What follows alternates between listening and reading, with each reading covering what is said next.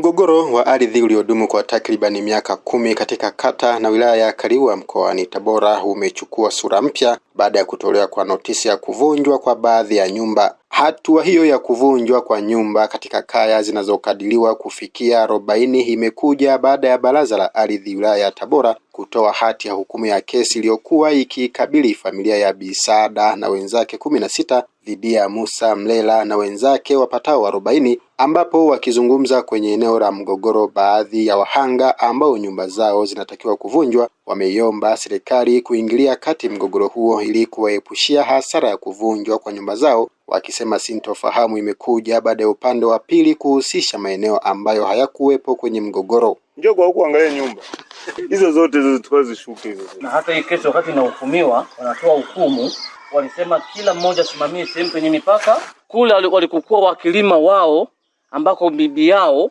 alikopewa na marehemu nani, babu yetu sisi Mlishomlela. Yaani huko walikoingia upande wa pili ni tamaa zao. Yaani sio sisi kama tunapinga labda maamuzi ya mahakama, hatupingi. Tunapinga huko walikoingia upande wa pili.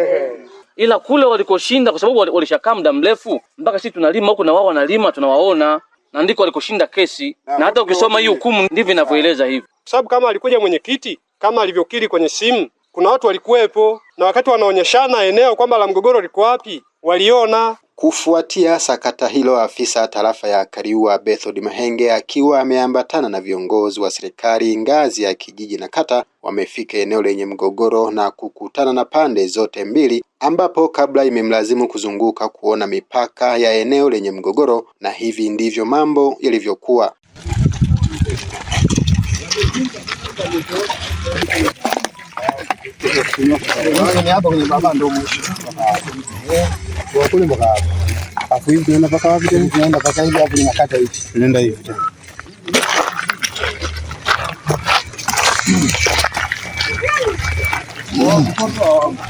Lengo la kukutana ilikuwa tuone eneo lenye mgogoro ili tupate uelewa wa pamoja. Mgogoro huu kimsingi ulishaisha kwenye mahakama kwa sababu tayari Baraza la Ardhi la wilaya lilishamaliza. Sababu kesi tangu mwaka 2016 ndio ilianza na ikaisha mwaka 2022. Kwenye utekelezaji na nini ndio imeanza mwaka 2026 huu mwezi wa 4. Hapo sasa ndio mambo yameanza kuwa makubwa baada ya kuonekana watu wengi wanaingia kwenye huo mgogoro. Na niwaombe ndugu zangu, kesi kiisha, kama unaona hujaridhishwa, kata rufaa mapema.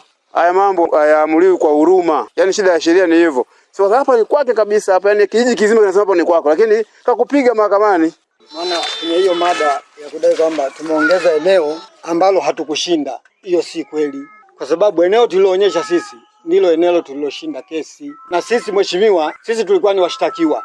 Na hayo majina unayoyaona kwenye ile fomu ya hukumu, maana tulishtakiwa sisi familia. Tukashtakiwa pamoja na wale tuliowauzia.